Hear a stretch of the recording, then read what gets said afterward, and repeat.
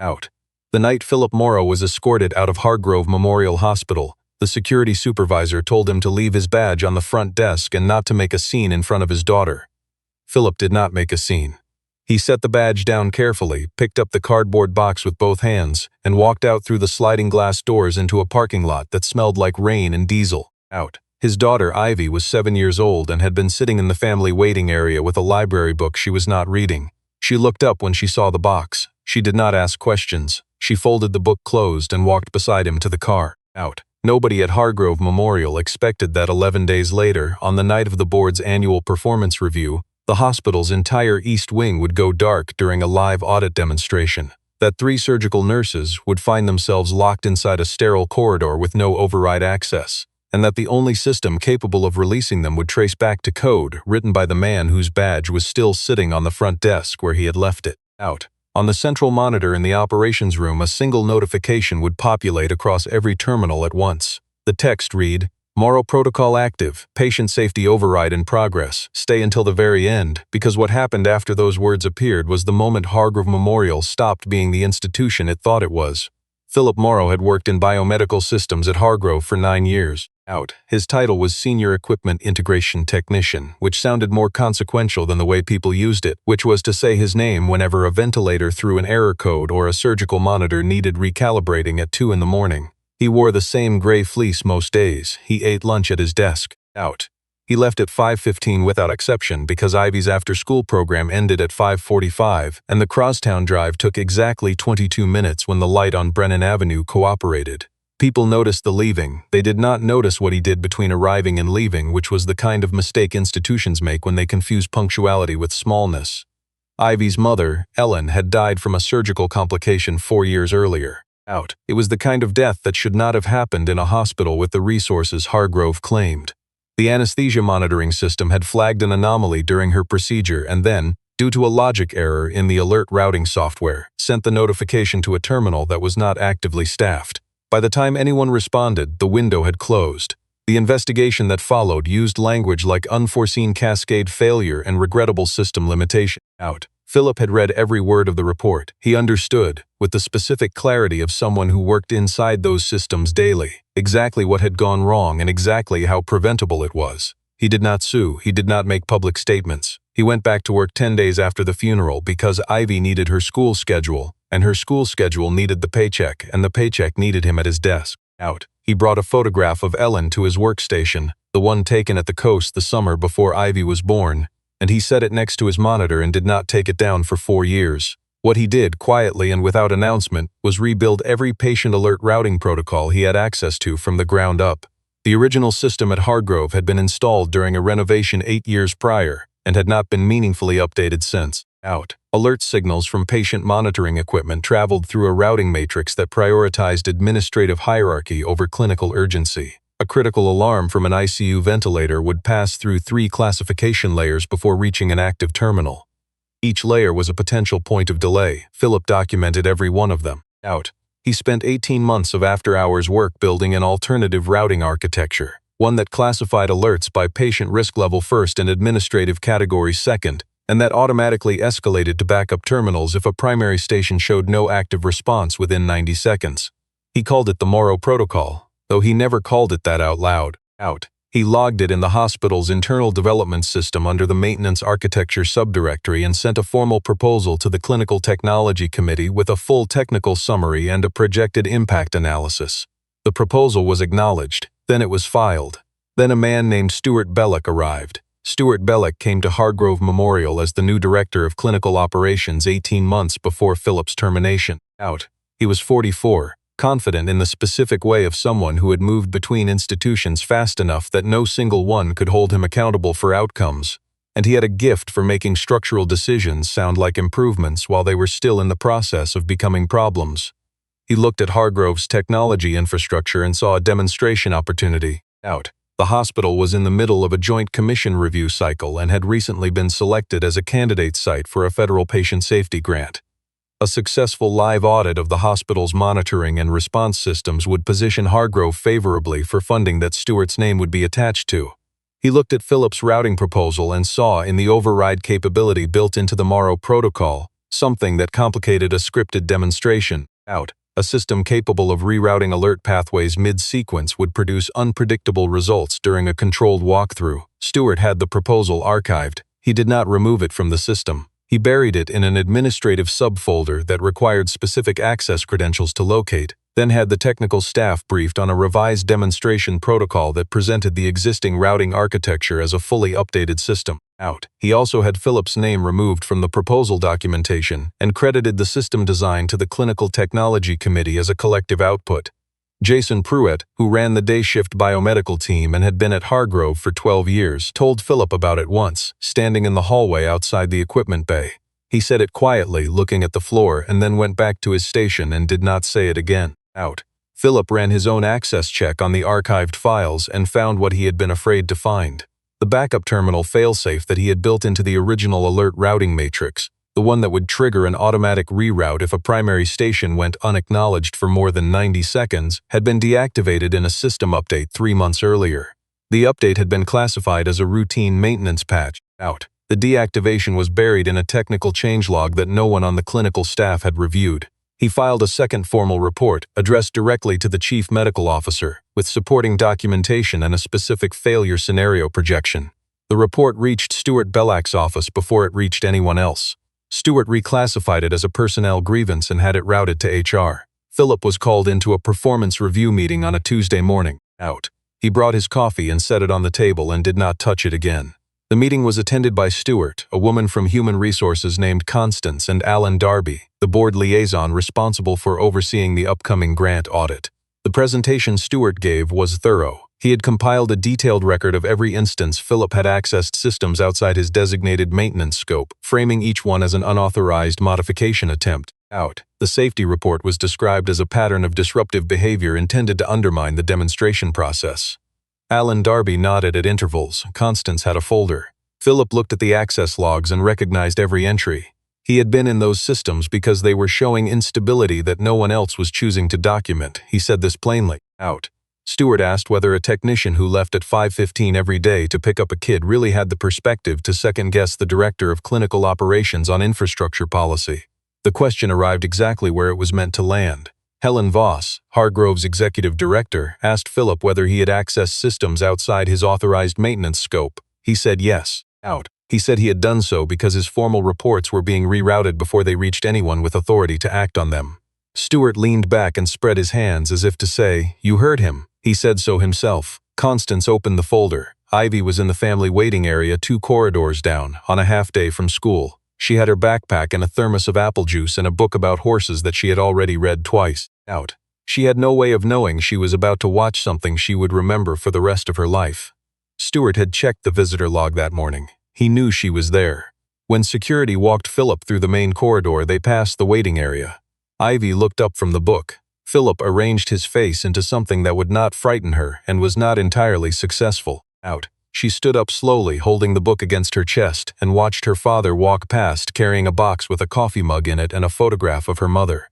He was allowed to stop for a moment. He crouched and told her they were heading home a little early today. He said it as a fact with no explanation because facts were safer than explanations in that moment. Before they reached the lobby, Phillip turned back one last time. Out. He looked at Helen Voss, who was standing near the corridor entrance. He said, "Please make sure someone is watching the East Wing monitoring terminals tonight, not the demonstration terminals, the real ones." Helen processed the words as the last deflection of a man with nothing left to defend. She signed the document. In the corridor near the elevator, Jason caught up to Phillip and started to say something shaped like an apology. Phillip stopped him. He asked only one thing. Out. If the East Wing alert board showed an unacknowledged flag after 9 p.m., Jason should not assume it was a demonstration artifact. He should treat it as real. Jason looked at him for a long time. Then he nodded once. The parking lot of Hargrove Memorial was gray in the afternoon light. Phillip's car was parked at the far end, a dark green station wagon with a dent in the rear quarter panel from a parking structure column that he kept meaning to get fixed. He put the box in the back seat. Out. Ivy sat beside him in the front.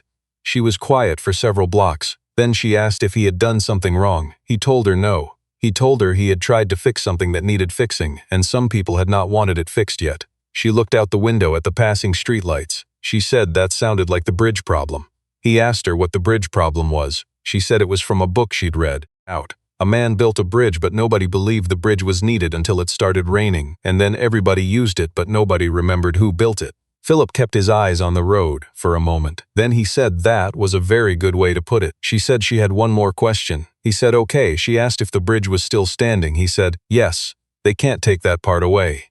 She seemed satisfied with this and opened her horsebook and did not ask anything else until they got home. Out. That night, Philip made dinner and washed the dishes and helped Ivy finish a poster for her class project about river ecosystems. The poster had a lot of blue paint and a frog that Ivy was particularly proud of. After she went to bed, he sat at the kitchen table for a while with a mug of tea he didn't drink, looking at the photograph of Ellen he had brought home in the box. Out. He thought about her in the abstract way that grief becomes after several years, less a sharp edge and more a shape of something permanently missing. She had been a pediatric nurse. She had known from her first week at Hargrove that the alert routing system was slow. She had complained about it to her supervisor twice, in writing. He had found those complaints in her personal files after she died. They had made a very particular kind of quiet in him that had not gone away. Out. He turned off the kitchen light at 11 and went to bed. His phone rang at 12:47. He was awake before the second ring. It was Jason. Jason spoke quickly. The grant audit demonstration had run that evening at 9. The board and agency observers had gathered in the operations center. Stewart had run the briefing with the ease of someone who had rehearsed it many times, presenting Hargrove's monitoring architecture as a model of responsive patient safety infrastructure. Out. The demonstration had gone smoothly. The observers had been impressed. At 9:51, a genuine alert had come in from the East Wing. 3 surgical nurses completing an end-of-shift sterilization check in an East Wing instrument corridor had found themselves between 2 sets of magnetically sealed doors that had engaged during the demonstration sequence. The demonstration script had called for a simulated lockdown of a controlled zone. Out. The zone boundaries on the live floor plan had been adjusted by Stewart's team to produce a cleaner, more dramatic visual for the board display. The adjustment had shifted the boundary lines 16 meters from where they were supposed to be. The instrument corridor fell inside the adjusted zone. The nurses had not been notified. Out. Simultaneously, a central monitoring station in the East Wing, one of the primary alert reception terminals, showed an unacknowledged patient alarm from a post-surgical recovery bay. The alarm had been waiting for a response for 4 minutes. The terminal was unstaffed because the evening demonstration had pulled the operations staff to the presentation center. Jason had seen the flag on his secondary monitor. He had said so aloud. Out. Stewart had told him it was likely a demonstration artifact and that raising it publicly was premature. Helen Voss had been standing close enough to hear both sides of that exchange. She had stepped toward Jason's station and asked whether the East Wing flag was associated with the demonstration script. Jason had pulled up the alert log. The flag was not in the script. At 12:51, every monitor in the operations center had gone dark simultaneously for 4 seconds. Out. When they came back, the screen configuration had changed. The hospital's internal system map replaced the demonstration display. One by one, the East Wing door indicators shifted from red to white. A text notification appeared across every terminal. Morrow protocol active. Patient safety override in progress. Below it, in a secondary field, a timestamp from 9 years prior and a notation in plain text. If you're reading this, the backup should have caught it first. It didn't. Out. That means something failed upstream.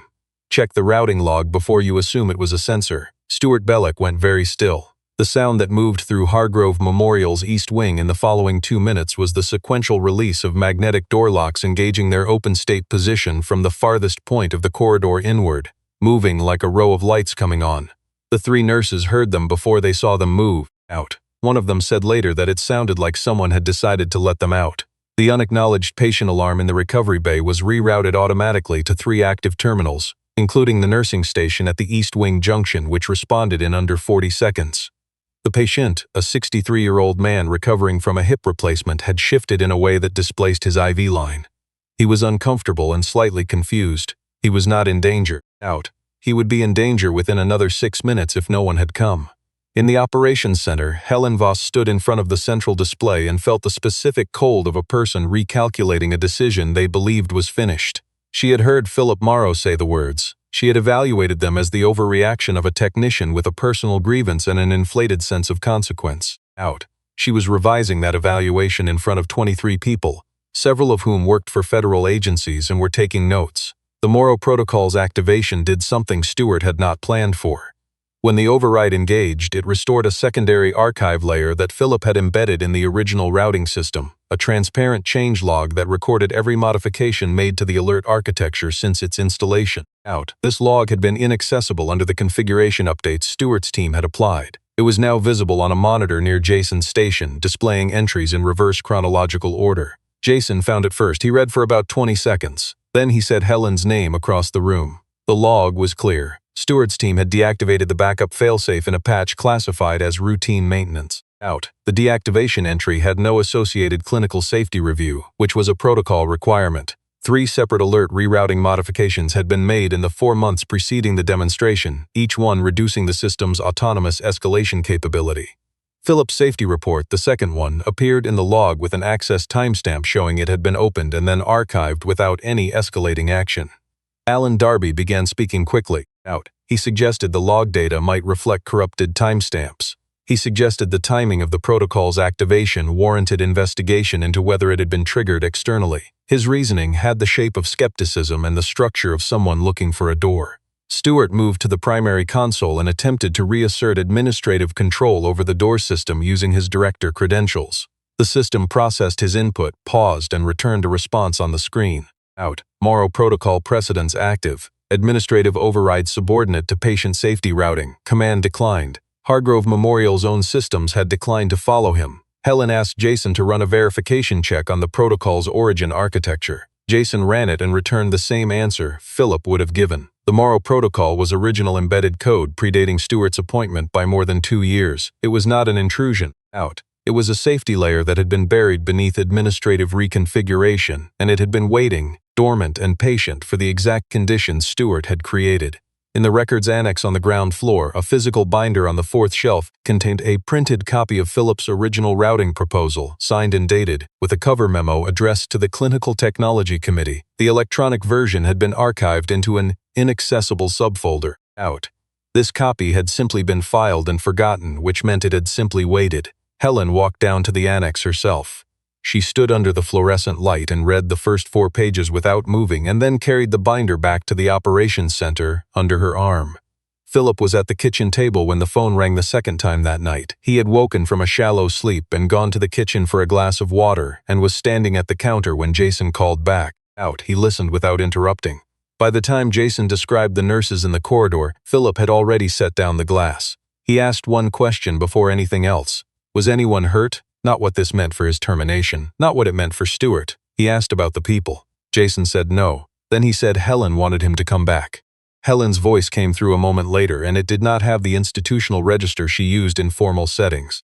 She said she had made a serious error in judgment. She said it directly, without softening. She said she needed him at the hospital. Phillip walked to the doorway of Ivy's room and stood there for a moment. She was asleep on her side with the horsebook wedged against her pillow. The nightlight he had fixed 2 weeks ago, after she reported it flickering, cast a warm circle on the ceiling. In the half-asleep mumble of a child who senses a parent standing in the dark, Ivy said, "Is someone stuck?" Phillip put on his jacket and knocked on the door across the hall. His neighbor, a retired teacher named Agnes, who had accepted the arrangement of emergency overnight keys with the matter-of-fact generosity of someone who had been around long enough to recognize when it was needed, opened the door, took the key, and asked no unnecessary questions. Before he left, Phillip went back to the kitchen table. Ivy had left her river ecosystem poster drying on the newspaper she had spread across the surface. The frog was prominent in the lower right corner, painted carefully, with a look of great seriousness. He stood there for a moment and looked at it. Then he got in the car. The Hargrove Memorial parking structure was full at 1 in the morning. The security officer at the employee entrance, the same one who had been on duty that afternoon, looked at Phillip when he pulled up. He checked his radio. Then he stepped aside and lifted the barrier without being asked. Stuart Bellick was in the main corridor near the operations wing. He moved to intercept, citing the formal access revocation in the clipped syntax of someone managing a crisis through procedure. Helen came around the corner and looked at him and said she had requested Phillip's presence and that Stuart's instructions were not operative at this moment. Stuart began to object. Helen said, "That's enough, Stuart. Out." She said it the way people say things when the statement is the end of the conversation, not the beginning of one. In the operations center, the atmosphere had the specific tension of a room where something has gone significantly wrong and everyone is waiting for someone with authority to acknowledge it out loud. The board observers had moved to one wall. Alan Darby was on his phone near the exit. Out. The clinical staff was clustered around the monitoring stations watching the Morrow protocol indicators still glowing across the display. Phillip did not make a speech. He asked Jason for the current floor map, the active personnel headcount for all wings, the list of door units that had not released during the protocol's override sequence, and the equipment maintenance deferral log for the past 8th quarter. Jason pulled all of it up. Phillip looked at the data for about a minute. Out. Then he said, "There are 2 doors on the East Corridor junction that didn't open mechanically. They're on the deferred maintenance list, and there's a second group of staff near the D4 supply corridor whose egress path runs through one of those doors." Stewart said Phillip was manufacturing a situation to justify his presence in the building. Phillip didn't argue. He asked Jason to pull the camera feed for the D4 corridor, East Junction. Out. On the monitor, through a reinforced window panel, 2 environmental services staff members were standing against the wall with a radio, their body language doing all the work their voices couldn't carry across the feed. One of them was periodically trying the door handle. The room went quiet. Out.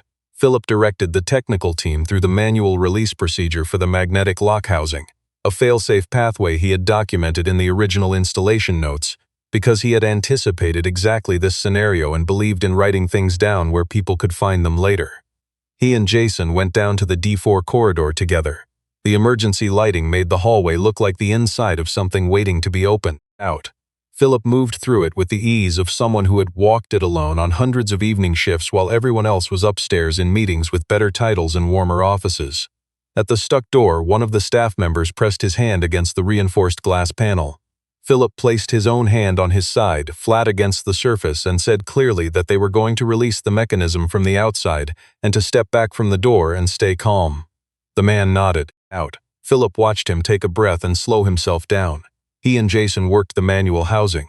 The mechanism had stiffened from months of deferred lubrication, which was exactly what the maintenance deferral log had predicted would happen if the service was postponed. It gave after the second attempt. The door moved. Both staff members came through. Helen had been watching the camera feed from the operations center. Out. When the door opened, she put one hand on the edge of the console and held it there. When the last personnel check came back clear and the system manifest confirmed all staff accounted for, Helen locked the operations center. She told the board observers the post-event review would be internal and that a full briefing would be issued through formal channels. Alan Darby started to object.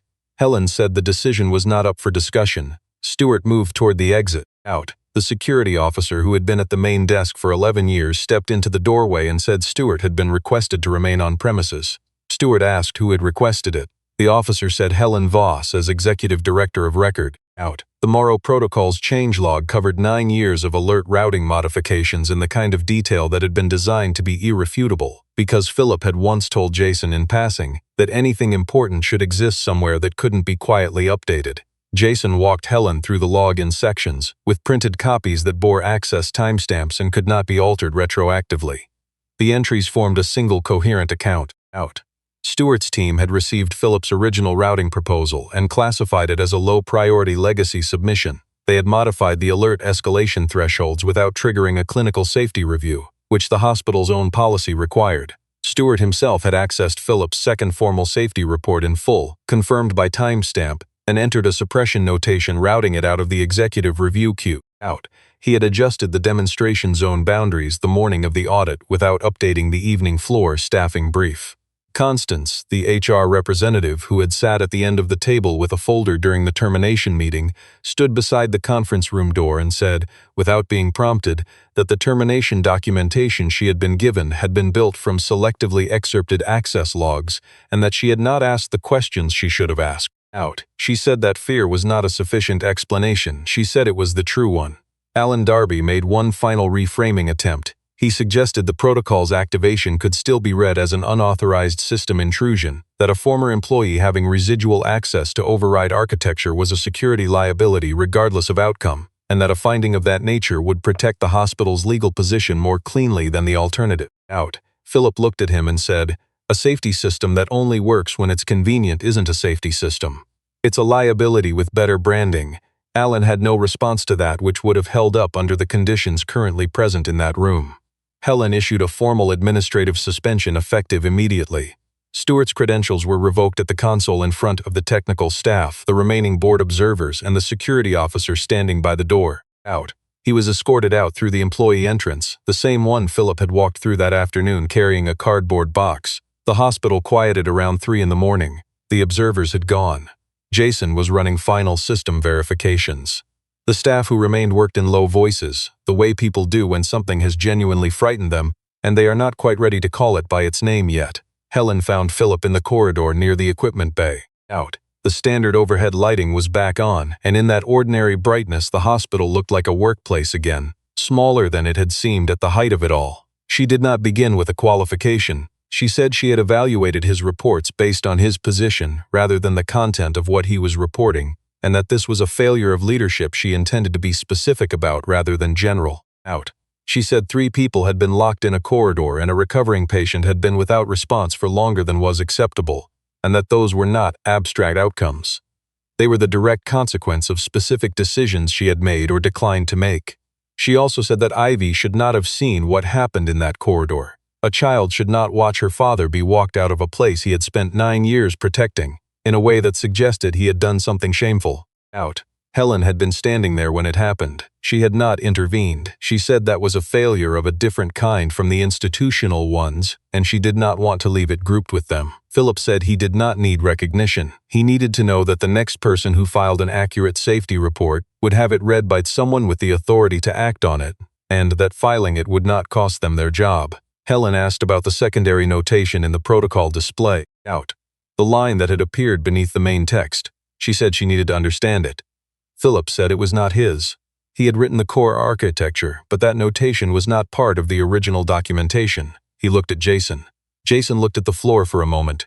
He said he had added it to the system about 7 years ago after a night when Philip had stayed until 2 in the morning reworking a routing failure that had nearly delayed a critical response. Out. It was something he'd written in the way you leave a note in a margin. He had not thought about it in years. He was not entirely sorry it had appeared. Helen looked at Jason for a moment. Then she turned back to Philip and said the hospital wanted him to return. She said it as a formal statement. Out. She named a new position, Director of Patient Safety Systems, with a mandate to review and rebuild every alert routing and response protocol in the facility from the ground up, with human response time as the primary design standard, not the secondary one. Philip said there were conditions. The first was a protected reporting channel for any staff member at any level to document a safety concern without fear of administrative retaliation. Out. The second was the Morrow protocol restored to its full original parameters and embedded as a permanent, unremovable layer in all future system updates. The third was that the design documentation for every system at Hargrove correctly identified its actual authors, and that this correction be made formal before any future grant or accreditation presentations. Helen agreed to all 3. She came to the apartment the next morning. No hospital vehicle, no assistant, no prepared talking points. Out. She parked on the street, walked up 2 flights, and knocked on the door at 8:30 carrying an envelope with a formal letter and a new access credential inside. Ivy answered the door. She was in pajamas with a cartoon print, her hair in the sideways state of someone who had slept hard and recently. She held the door with both hands and looked at Helen with the direct, uncomplicated assessment that children apply to adults they have decided to evaluate on their own terms. Out. She recognized Helen. Helen recognized her. This was the woman who had been standing in the corridor when her father walked out with the box. Helen crouched to Ivy's level. She said she owed Ivy an apology. She said Ivy's father had tried very hard to do the right thing for a long time, and Helen had not listened when she should have. She said she was sorry Ivy had seen what happened and that none of it had been her father's fault. Out. Ivy considered this, holding the doorframe, looking at Helen with the gravity of someone conducting a proceeding that matters. Then she said, "Did my dad do anything wrong?" Helen said, "No, your dad was trying to keep people safe." Ivy accepted this as the complete answer it was. She stepped back from the door and called for her father. Philip came from the kitchen, drying his hands on a dish towel. He saw Helen in the doorway. Then he looked at Ivy first. Out. She gave a small, serious nod, the nod of someone who has conducted the preliminary portion of a meeting and found it satisfactory. The expression that moved across Philip's face in that moment was the one that happens when something you have been holding yourself tightly around is finally allowed to release. They sat at the kitchen table, the 3 of them, with coffee and orange juice and the river ecosystem poster still drying at one end. Out. Ivy hovered nearby for a few minutes, then decided the conversation had entered a phase that did not require her active oversight and went to her room to read. Helen laid out what she was offering. Philip named his conditions. She agreed to them. Out. In the weeks that followed, Hargrove Memorial held a working session for its full clinical and technical staff. led by Philip in a clean shirt, standing at the front of the same conference room where he had once been told that his habit of leaving at 5:15 disqualified him from having useful opinions about infrastructure policy. He talked about what alert systems were for. He talked about the difference between a safety protocol that actually protected patients and one that protected the appearance of institutional competence. He did not use many slides. Ivy was in the third row. She did not follow all of it. She followed the part that mattered, which was that her father was standing at the front of the room and people were listening. Jason Pruitt was promoted to clinical systems lead, a position that gave him direct authority to halt any demonstration or audit process if his monitoring station flagged a genuine patient event during the sequence. Constance moved to a newly created internal accountability office with a reporting line that went to the board directly. Stuart Bellick's conduct during his tenure at Hargrove was referred to the State Health Department's Oversight Division, and to the federal agency whose grant he had been using the demonstration to pursue. Alan Darby resigned from the board liaison committee before the review concluded. On the last evening of that first week back, Philip and Ivy walked out of Hargrove Memorial together through the main entrance, the front doors that faced the street, the ones with the hospital name above them in letters that declared the place stood for something. The evening was mild. The parking lot lights were coming on one by one as the sky went from blue to something darker. Ivy had her backpack and was working through the last chapters of the horse book. She asked without looking up from the page whether her dad had fixed the bridge. He thought about it. Then he said the bridge had always been standing. He had just gotten the chance to make sure people knew it was there. She turned a page. She said that was good because bridges were important. He took her hand and they walked to the car. Behind them, the main doors slid closed with the quiet certainty of something that knew its purpose and was done explaining it. And somewhere in the hospital's operating architecture, the Morrow Protocol held its ready state, not waiting to be needed again so much as simply being there. The way things built with care and intention remain, long after the moment that made them necessary has passed.